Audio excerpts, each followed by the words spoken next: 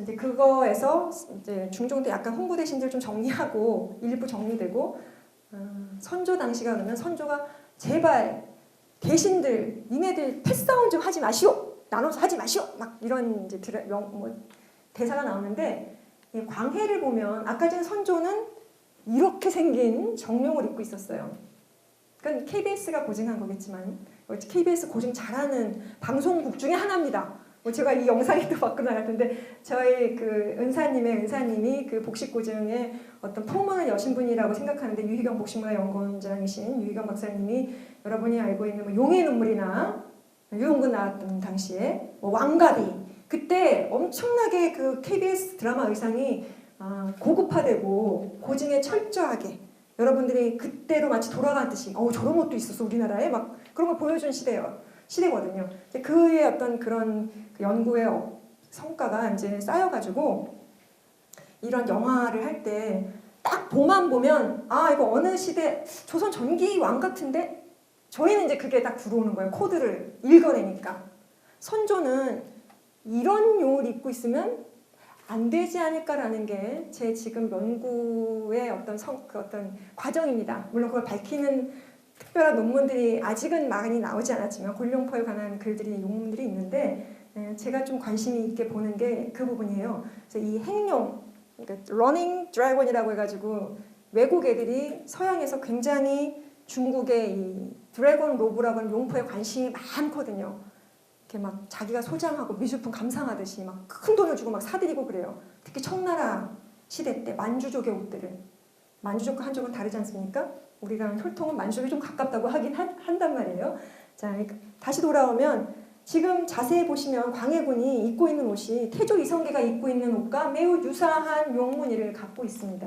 실제로 그런 사실을 알고서 이 복식을 고증했기 때문이고 안에 입은 중단의 색도 꼭 백색이나 옥색이 아니더라도 그 경기전에 있는 걸 보고 쪼경을 한 청색 중단 아닐까? 이제 뭐 이렇게 해서 이제 한 것입니다.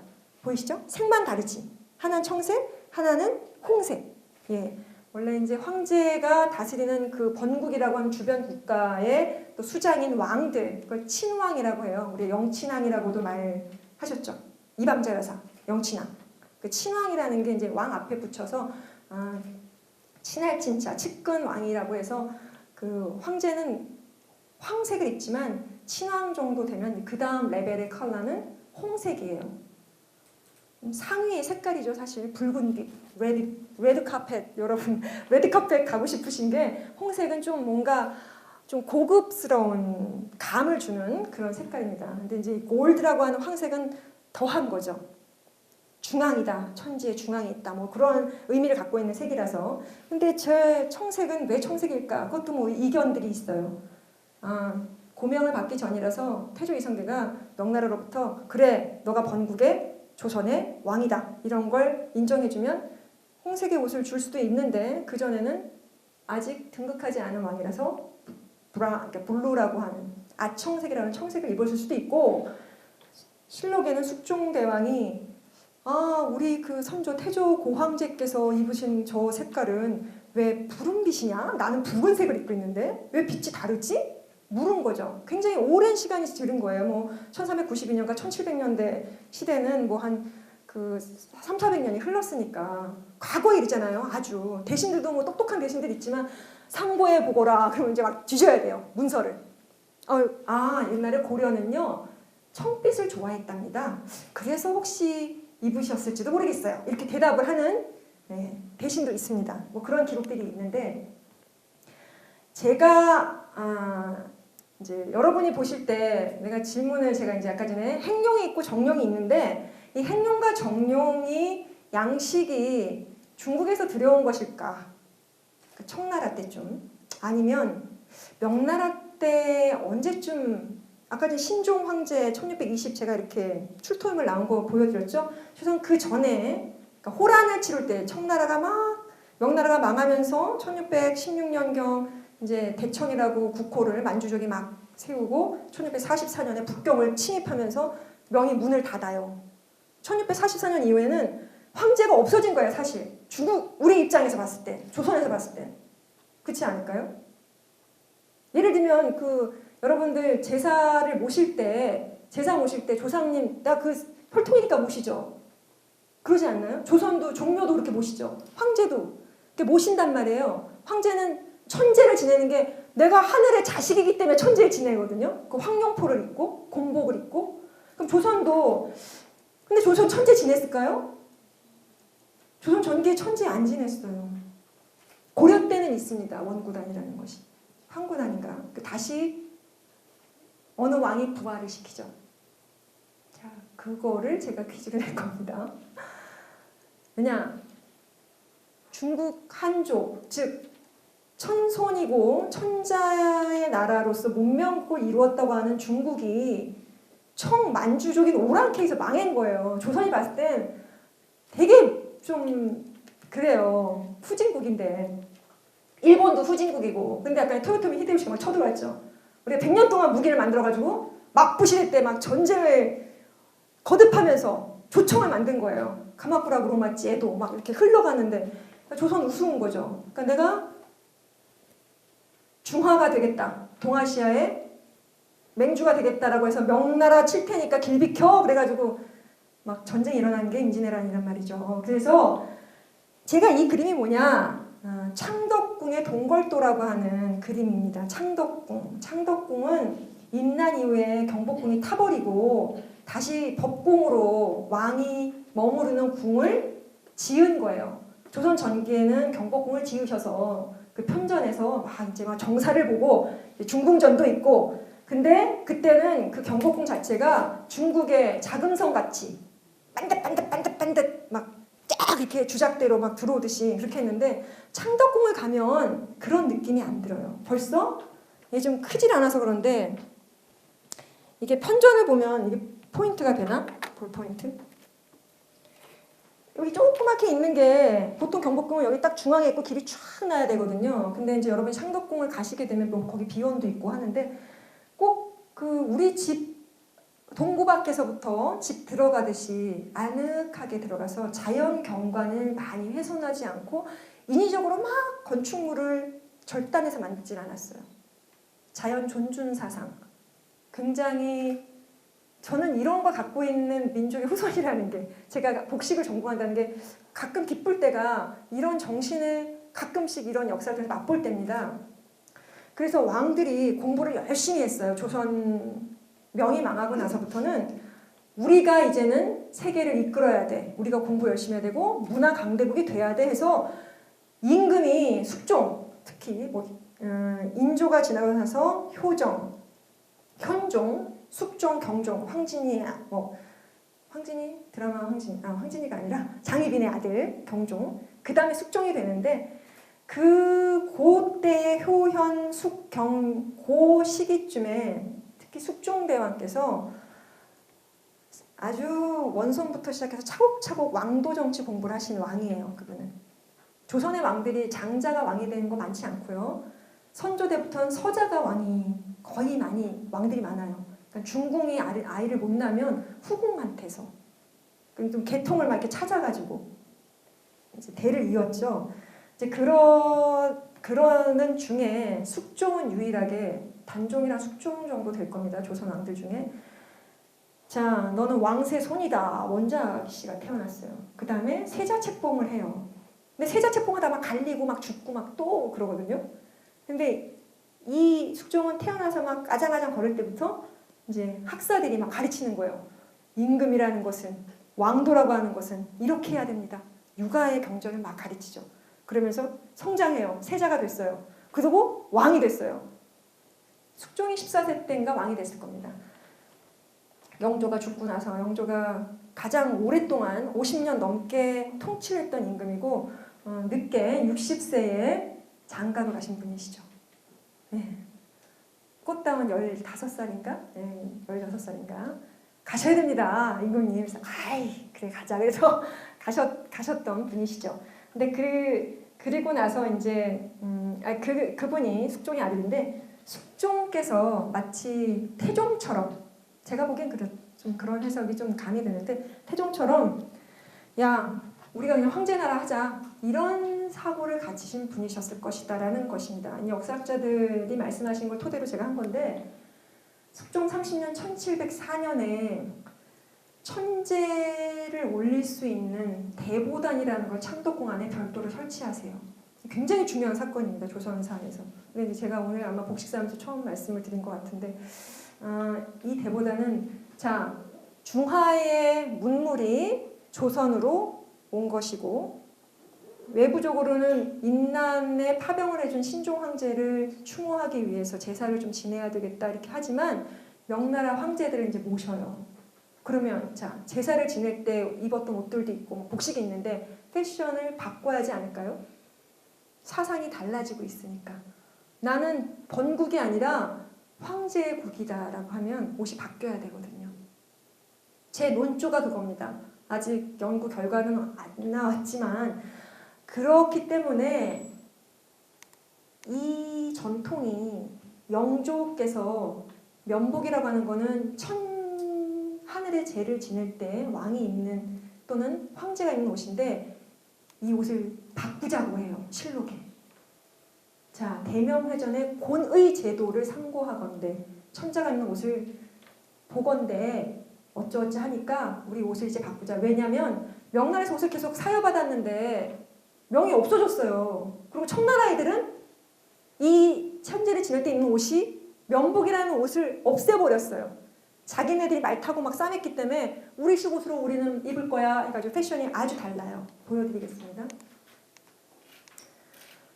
그래서 숙종이 대보단을 설치하고 숙종의 아들인 이 영조가 이 정룡, 이건 청나라 때 걸륭제 때 옷에 나오는데 걸륭제는 영조 시기에서 조금 뒤로 가요. 영조 시기가 중첩돼서 뒤에 있는데 이게 우리나라 영친왕인가 그 오조룡 또 정룡의 봅니다.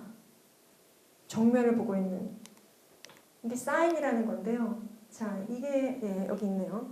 1795년 35년부터 그러니까 영조년간과 중첩된 걸륭 황제는 치안롱이라 그래가지고 진짜로 청나라의 또 긴 시간대 중에 마치 세종대왕 같은 사람 문물을 정비하고 아니면 영조가 정말 영조랑 좀 비슷할 수 있어요. 네. 그 강희, 옹정, 걸륭 이 3대가 엄청나게 청문화를 일으켰고 요새 우리가 말하는 중국 문화 뭐 치파오 이런 것들은 다 청나라 유산입니다. 한족의 유산이 아니에요. 제가 그걸 곰곰이 놓고 생각을 해보니까 이 황후 여기 옷이 이렇게 정룡을 바라보고 있죠. 정면을 봐요. 행룡이 아니에요. 명나라 전기옷이 아니라 명나라 황제가 후기에 임난 즈음에 만든 거고 조선이 그걸 채택하고 청나라도 이걸 쓰죠. 인조 당시에 막 삼전도 굴복하면서 야 너희 이제 형제나라 아니야 정묘란 때 병자론 때 너는 군신의 예를 갖춰. 그리고 우리 연호 써. 너희 나라 연호 쓰면 안 돼. 광희 뭐 그 융희 광무 이런 거 개국할 때 시간을 지배하는 차원에서 연호라는 걸 써가지고 몇 년도에 뭘 했습니다 이렇게 쓰는데 중국 연호를 썼거든요 그동안 계속. 근데 만주족 애들이 자기네들 할 거 쓰라고 했는데 실제 보면 인조나 그 호란기 지나서 잘 안 썼어요. 명나라 연호를 못 쓸 바에 안 쓴다고 살짝 안 쓴 것도 있습니다. 교지를 내리거나 책봉할 때. 그래서 제가 황귀비 용포 용이라고 하는 이 글자와 황자 망포 이렇게 나오는데 망용은 이무기 망자를 쓰고요. 용은 진짜 용이에요. 드래곤. 하늘을 승천하는 천자를 상징해주는 아주 영물인 용이 쓰죠. 용이 못 되면 하늘에 오르지 못하면 등극을 못하면 그건 아직 잠자고 있는 망자를 써줍니다. 망포라고. 그래서 용이나 곤자를 함부로 쓸 수가 없어요. 근데 세종은 곤룡포라고 하는 이름을 쓰셨어요. 황제 곤복도라고 해서 황제한테 곤자를 쓰는 게 여기 보이거든요. 형태로 둥글 수도 있지만 천자를 의미하는 곤자라고 하는 것에 저는 더 많이 무게를 실어서 제 연구를 진행하고 있는데 자 여기까지가 꽤 긴 시간이었습니다. 자 이제 제 후반기가 될 것 같은데 여러분이 왕이 있는 또는 황제가 있는 명과 조선의 관계 청의 이야기들을 대충 들으셨죠? 감이 오세요? 감? 아직 감이 없으세요? 자, 여기서 퀴즈 내겠습니다.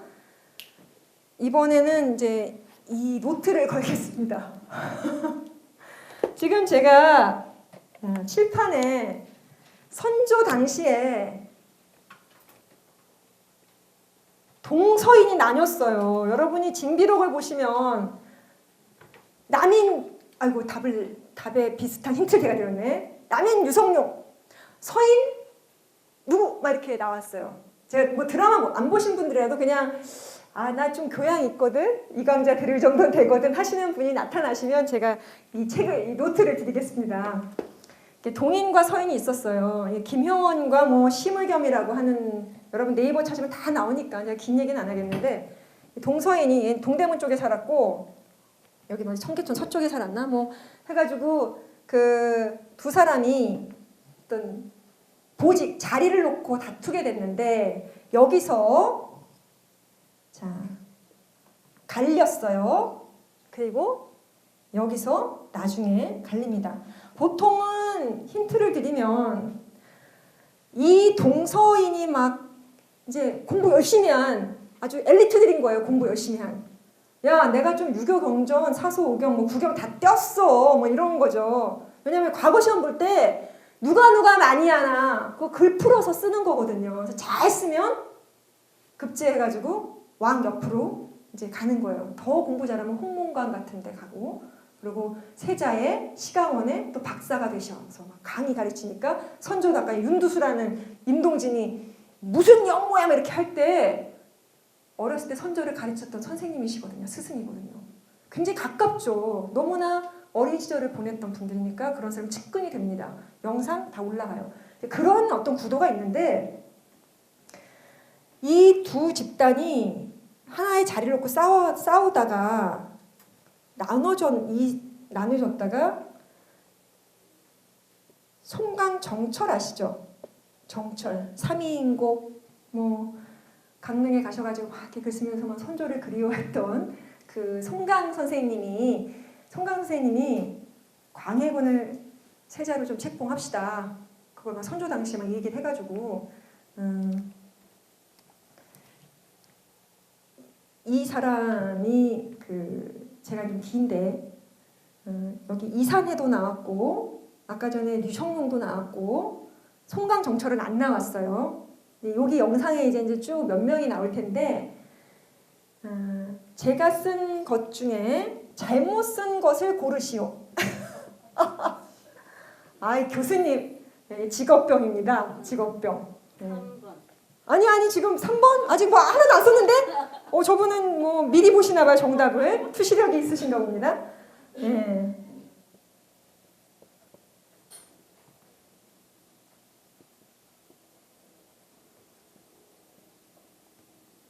너무 제가 쉽게 써주죠. 이거 안 보이겠네? 자, 빨리 맞추셔야 돼요. 정답은 1, 2, 3번 중에 이 번호를 말씀하실 분? 잘 안 보여요. 자, 1번은 자, 동인에서 북인과 소론이 갈렸고 서인에서 소론과 노론이 갈렸다. 그러면 틀린 답은? 저분 핑크색.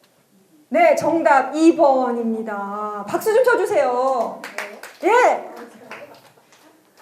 자, 열심히 들어주셔서 힐링이 되셨습니다. 제가 힐링이 되네요. 너무 이게 제가 이제 이런 거 무슨 공식 같은데 여기 보면 임난 때 보면 남인과 서인이 많이 나와요. 북인도 나오고. 자, 이걸 보고 다시 제가 설명을 좀 드리도록 하죠.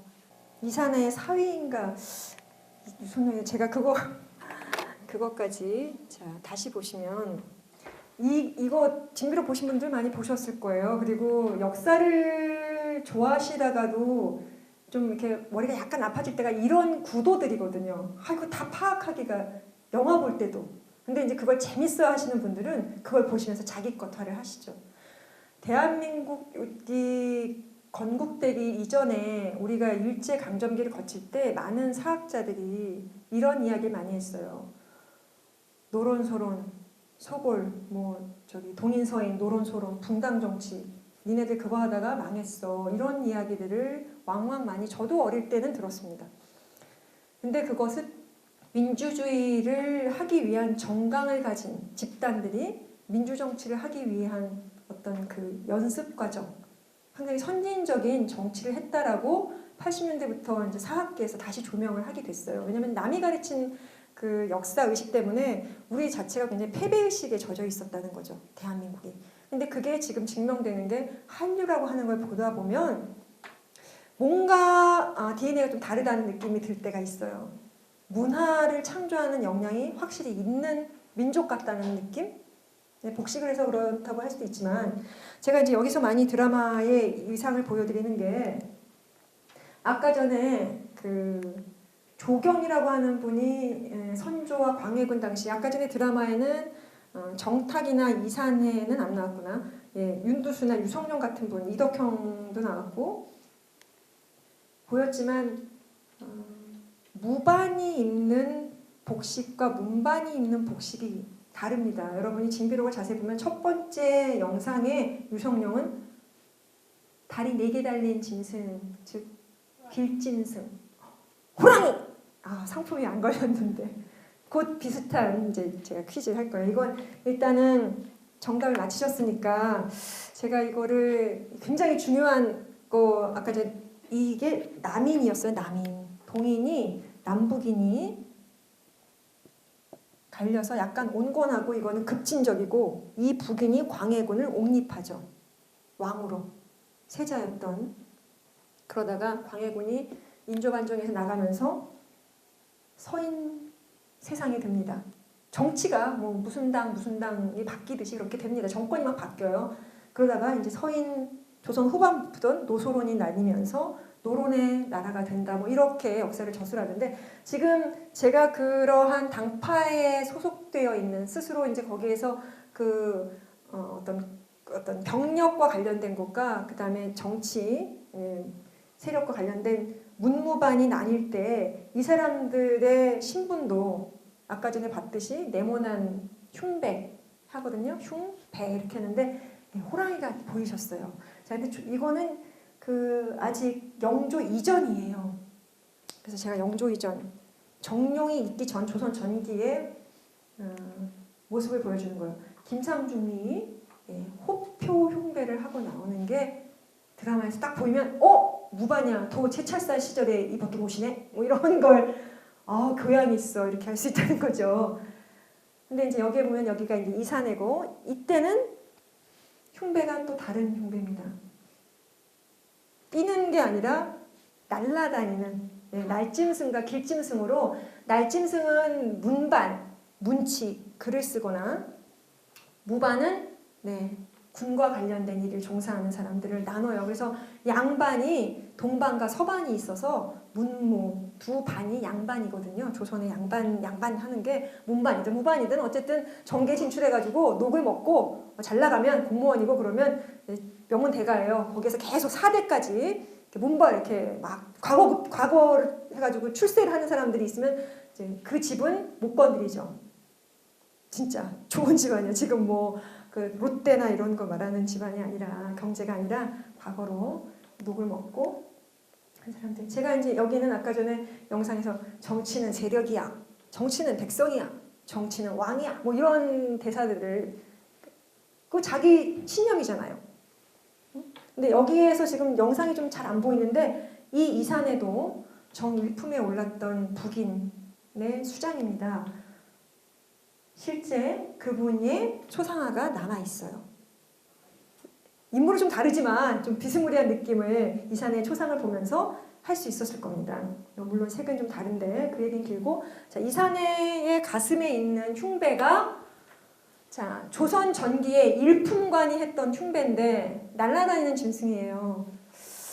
제가 전기 때는 행룡을 했고 영조가 되면 정룡을 해서 천자, 중화, 문명국, 선진국을 표현했는데 자, 전기의 때는 흉배도 크고 명나라 때의 삼품관이 했던 흉배를 조선의 일품관이 하게 합니다. 왜냐하면 황제의 나라가 아니기 때문에 대신들도 그 격을 따라갈 수가 없어요. 근데 영조가 되면 이 흉배가 싹 바뀌어요. 이 날짐승에서 이 날짐승으로. 그 동물을 맞춰주시는 분에게 제가 이 스카프를 드릴 건데, 혹시 스마트폰 뭐 이런 거 찬스 쓰신 거 아니세요? 자, 보라색. 어머니? 예. 공작새에서 한국. 야, 저분 복식사 혹시 전공하셨나요? 딩동댕동! 박수 좀 쳐주십시오. 예, 이따 끝나고 제가 이 스카프 드리도록 할게요. 공부하셨어요. 예, 공작새. 중국의 뭐 이화원이나 뭐 이렇게 고궁 같은 데 가면 진짜 공작이 많아요. 쫙 꼬리를 펴고 아름다운데 이 이산해나 서해 유성령이나 여러분이 혹시 초상화를 보실 일이 있을 때 조선조 공작 꼬리가 이렇게 보이면 아, 이 사람은 영상, 좌상, 우상 정도 됐겠구나. 일품관이었네. 이걸 알 수 있습니다. 자, 그러면 정탁이라고 하는 분이 아까 전에 지중추부사 남인이라고 나왔어요. 뭐 지중추부사라는 뭐 자기도 있고 뭐 판부사도 있고 뭐 도채찰사도 있고 굉장히 많은데 제가 그걸 다 뭐 몇 급 공무원이 그런 건 모르지만 대충 이제 이런 분들은 은퇴하시고 국가가 이렇게 명예교수처럼 마치 이제 어떤 직함을 줘요. 지중추부사라고 해서 녹도 주고 좀 관리를 해주는 그런 관리입니다. 그러니까 원로죠, 사실 모셔야 되는 그런 것들이 미덕이라고 생각하고 그 국가가 운영되어 왔던 게 조선이기 때문에 장유유서라든가 그 사상들이 다 있죠. 그래서 남인인데 이 정탁의 초상화도 있습니다.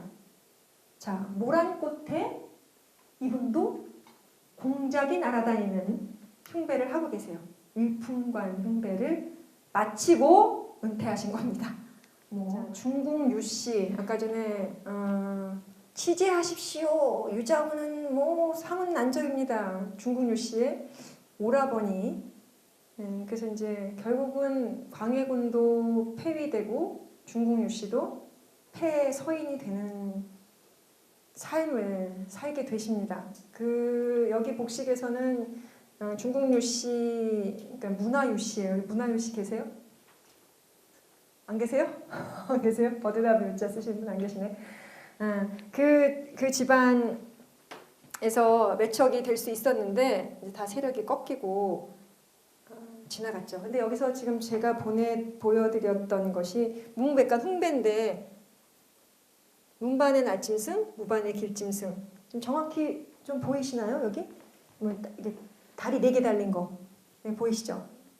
그러니까는 표범, 웅비해가지고 곰같이 되어 있는 곰 같은 그 웅표도 있고 호표도 있고 이제 공작, 해오라기, 뭐 다양한 그 새들을 많이 넣어서 백학은 명나라 때는 황제를 모신 대신 중에 일품, 즉 아까 말했었어요. 선학, 신선선자에다 학학자를 써서 정말 성스러운 학은 선자국의 대신이 일품관일 때 착용할 수 있는 흉배인데 그게 영조 정도 되면 등장해요. 숙종 때부터.